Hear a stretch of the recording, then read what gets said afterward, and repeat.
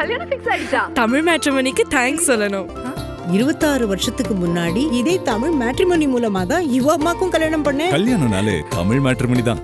இப்பயுமே ஒரு கேள்வியாவே இருக்கு. இப்ப தொகுதி பங்கீடெல்லாம் நடந்தது. அதுலயுமே திரு எடப்பாடி பழனிசாமி சாணக்கியத்தனமா செயல்பட்டு இருக்காரு அப்படின்னு சொல்லி ஒரு பரவலான ஒரு பார்வை இருக்கு. என்ன அப்படி சொல்றாங்க அப்படின்னா, பிஜேபிக்கு ஒதுக்கப்பட்ட இடங்கள் எல்லாமே அவங்களுக்கு வெற்றிக்கான சாத்தியம் இல்லாத அல்லது வெற்றி சாத்தியம் குறைவான இடங்களை அவர் பகிர்ந்து கொடுத்திருக்காரு. எதிர்காலத்துல ஏதேனும் சிக்கல் வந்தா கூட அதை சமாளிக்கும் விதமாக சாணக்கியத்தனமாக செயல்பட்டு இருக்காரு அப்படின்ற ஒரு பார்வை இருக்கு. அது உண்மைதானா? இது யார் சொல்றது? பொதுவான பார்வை எல்லாருமே இருக்கு, எல்லாத்துட்டுமே நீங்க சொல்றீங்களா? பொதுவான பார்வையா? எல்லா பத்திரிகையாளர்களும் பொதுவான பார்வைக்கெல்லாம் பதில் சொல்றது இல்லைன்னா, குறிப்பிட்ட நபர், குறிப்பிட்ட தலைவர் அல்லது குறிப்பிட்ட ஊடகம் அல்லது குறிப்பிட்ட ஒரு அரசியல் விமர்சகர் அப்படி சொன்னீங்கன்னா நான் பதில் சொல்றேன். இல்ல, பத்திரிகையாளர்களா எல்லாருமே அதை சொல்றது இது கிளவரா அவர் மூவ் பண்ணியிருக்காரு அப்படின்னு தான் சொல்றாங்க. ஆமா, அவங்களோட பொது பார்வை இது. பத்திரிகையாளர்கள் நியாயமான பத்திரிகையாளர் இருக்காங்க, நியாயமான பத்திரிகையாளர்கள் தான் நான் சொல்றேன். அப்படி சொல்றீங்களா? காசுக்கு வாய் வைக்கிற பத்திரிகையாளர்கள் இருக்கிறாங்க. எங்களை பொறுத்தவரையில் ஒரு கட்சி கூட்டணி என்று வந்துவிட்டால் எங்களுக்கு எந்த அளவிற்கு வாய்ப்பை உருவாக்கி கொடுக்க முடியுமோ அதே அளவிற்கு எங்களோடு இணைந்து செயல்படக்கூடிய அந்த இயக்கத்தினுடைய வேட்பாளர்களும் வெற்றி பெறுவதற்குரிய ஒரு நல்ல சூழலை உருவாக்குவதுதான் அனைத்து இந்திய அண்ணா திராவிட முன்னேற்ற கழகத்தினுடைய கொள்கை முடிவு. அதன் அடிப்படையிலே தான் தேசிய ஜனநாயக கூட்டணியில் அங்கம் வைத்திருக்கின்ற பாரதிய ஜனதா ஆகட்டும், பாரதிய ஜனதா கட்சி ஆகட்டும், பாட்டாளி மக்கள் கட்சி ஆகட்டும், உம்மா மக்கள் முன்னேற்ற கழகம் ஆகட்டும், தமிழ் மாநில காங்கிரஸ் ஆகட்டும், புரட்சி பாரதம் ஆகட்டும், அவர்களோடு அந்த தலைவர்களோடு இணைந்து அவர்கள் வேண்டிய தொகுதிகளையும் எங்களுக்கு வேண்டிய தொகுதிகளையும் கருத்து பரிமாறி முடித்து முதலாவதாகவே தமிழக அரசியலில் புரட்சி தலைவி அம்மாவை போல முதலாவதாக கூட்டணியில் இத்தனை சீட்டுகள் இவர்களுக்கு என்று முதலில் அறிவித்தது நாங்கள். அறிவித்த பின்பு இந்தந்த தொகுதி என்று அறிவித்ததும் நாங்கள். அதை முடித்த பின்பு எங்களுடைய சட்டமன்றத்திற்கு ஒதுக்கப்பட்ட தொகுதிகளுக்கு வேட்பாளரை அறிவித்ததும் அனைத்து இந்திய அண்ணா திராவிட முன்னேற்ற கழகம் முதலில்.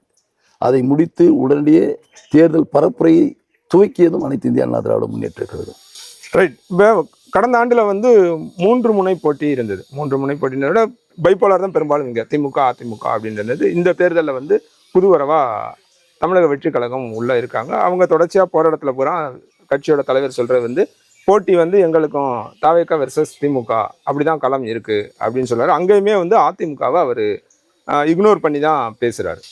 அதிமுக களத்திலே இல்லை, நாங்கள் எங்கள் 2 பேருக்கு தான் போட்டி அப்படின்றார். அதை எப்படி புரிஞ்சுக்கிறது? நீங்கள் இப்போது இந்த வேப்பனப்பள்ளி சட்டமன்ற தொகுதிக்கு வந்திருப்பீங்கன்னு நினைக்கிறேன். இது சுற்றுப்பயணம் மேற்கொள்கிறீங்க. யாருக்கும் போட்டின்றது நீங்களே பார்த்துங்க. தமிழக அரசியல் கடந்த 50 ஆண்டு காலமாக நேரடி போட்டி அண்ணா திராவிட முன்னேற்ற கழகத்துக்கும் திராவிட முன்னேற்ற கழகத்துக்கும் தான். இந்த தேசிய கட்சிகள் எந்த இயக்கத்தோடு எந்த திராவிட இயக்கத்தோடு இணைந்து கொள்ளும். சினிமா நடிகர்கள் இதற்கு முன்பாகவே திரு விஜயகாந்த் அவர்கள் வந்தார்கள்.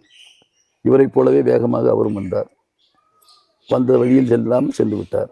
அவரும் இப்பொழுது ஒரு கட்சியோடு கூட்டி சேர்ந்து கொண்டிருக்கிறார். அதே நிலைதான் நடிகர் விஜயகாந்த் குறிப்பிட்டனால அந்த கேள்வி. விஜயகாந்த் உங்களுடைய கூட்டணியில் இருந்தார், எதிர்கட்சி தலைவர் வரைக்கும் வளர்ந்தார், ஒரு குறிப்பிடத்தக்க கணிசமான ஒரு வாக்கு சதவீதத்தையும் வாங்கினார் இல்லையா? இல்லை அது மாதிரியான இம்பாக்டா இவர் பண்ணுவாரான்னு கேட்குறேன்.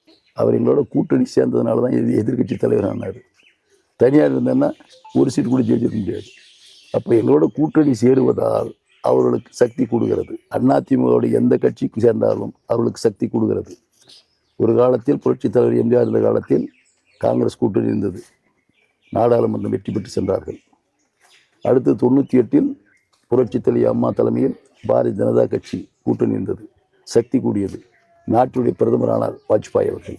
அதே போல் 2011 தேசிய முற்போக்கு திராவிட கழகம் மறைந்த நடிகர் திரு விஜயகாந்த் சேர்ந்தார்கள். சக்தி கூடியது. சட்டமன்ற உறுப்பினர் எதிர்கட்சி தலைவரானார். சரியா? எங்களோடு சேருகின்றவர்களுக்கு எங்கள் சக்தியை பகிர்ந்து கொடுக்கிறோம். எதிர்க்கின்றவர்கள் அவர் சக்தியை நாங்கள் இழுத்துக் கொள்கிறோம். உங்களோட வாதத்துக்கு நானும் வரேன். உங்களோட சேர்றவங்க சக்தி பெறாங்கன்னே புரிஞ்சு வச்சுக்கோம்.